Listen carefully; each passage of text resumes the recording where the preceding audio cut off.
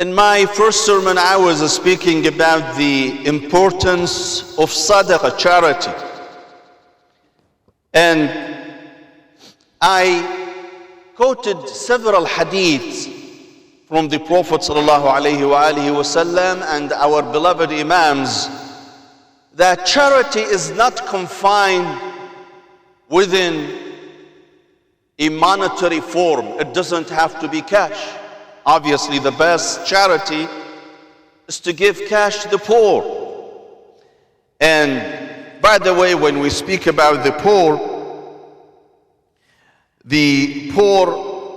this is how the Prophet describes the poor. He says, لَيْسَ الْمِسْكِينُ بِالطَّوَّافِ وَلَا بِالَّذِي تَرُدُّهُ التَّمْرَةُ وَالتَّمْرَتَانِ وَاللُّقْمَةُ وَاللُّقْمَتَانِ ولكن المسكين المتعفف الذي لا يسأل الناس شيئا ولا يفطن له فيتصدق عليه. The real poor is not the one who passes around. This is what the Prophet says. At-tawaf means someone who passes around and he begs people, just like many beggars do these days. This is not the true poor. Nor it is the one that he comes to your house and you give him some food and he leaves. That's not the real poor. So who is the real poor according to the Prophet ﷺ? He says, al-muta'affif. The one who does not go and beg. Someone who is in real need.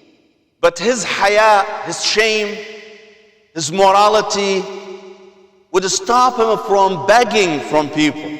Muta'affif.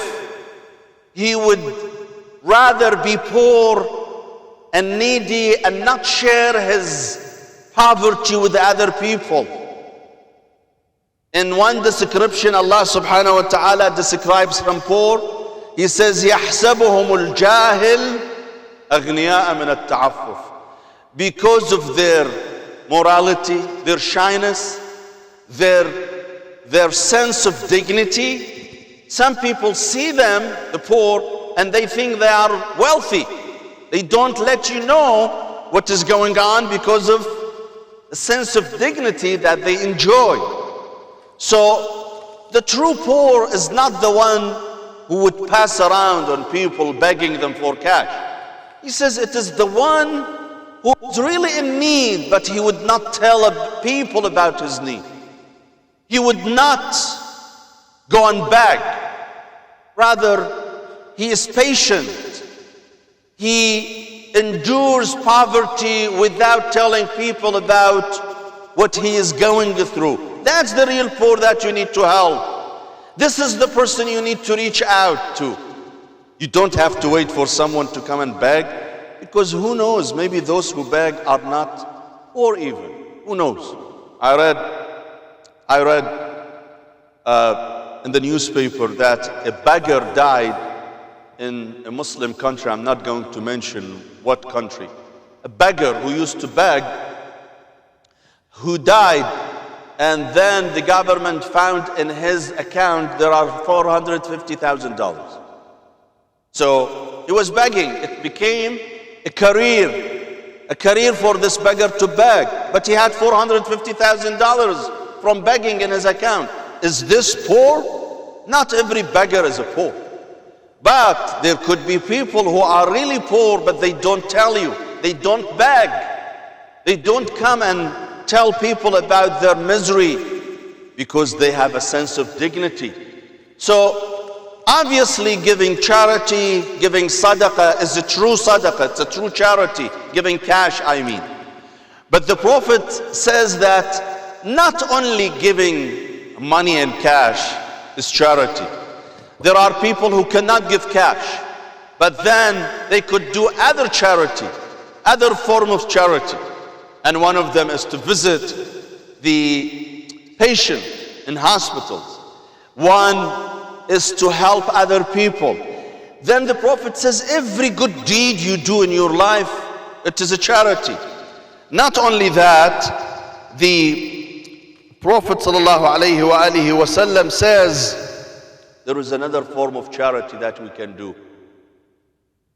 أمسك لسانك. Guard your tongue. Don't talk nonsense. أمسك لسانك فإنها صدقة تصدق بها على نفسك. This is another form of charity, is that you guard your tongue. You don't let your tongue say nonsense. If I am good at guarding my tongue, this is a sadaqah, charity I'm doing to who?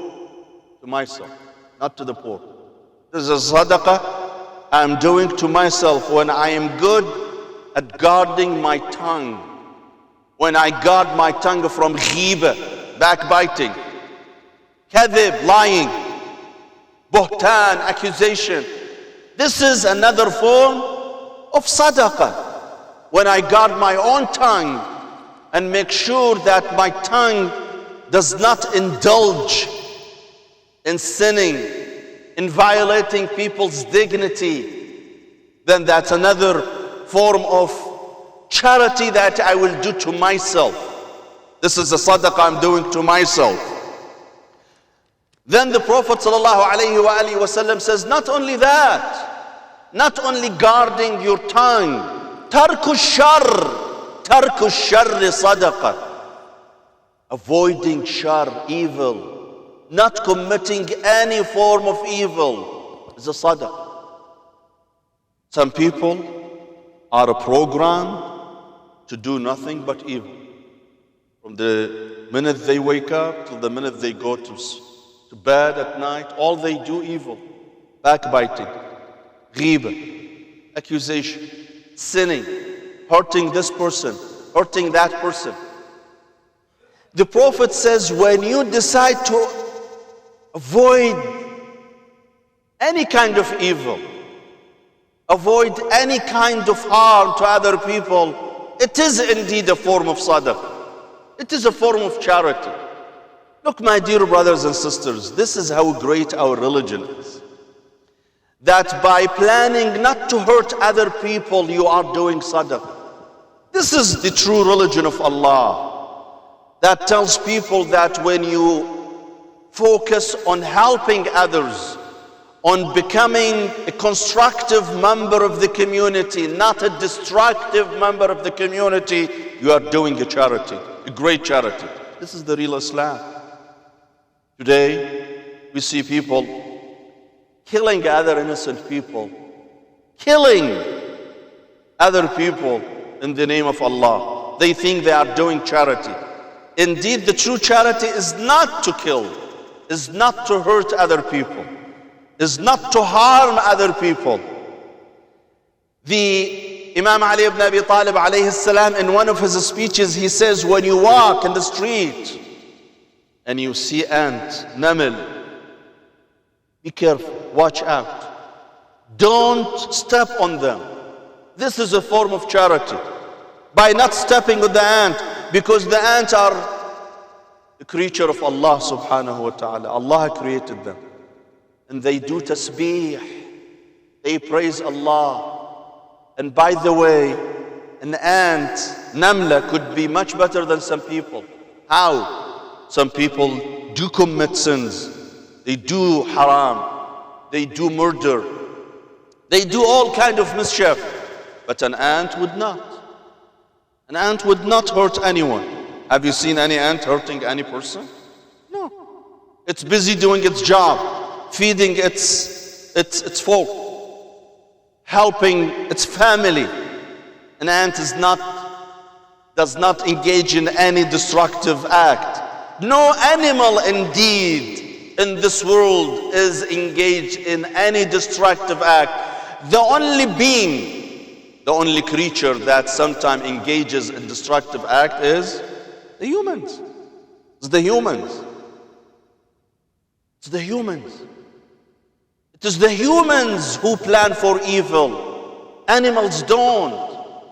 So all those forms of good deeds are considered charity in the eyes of Allah subhanahu wa ta'ala.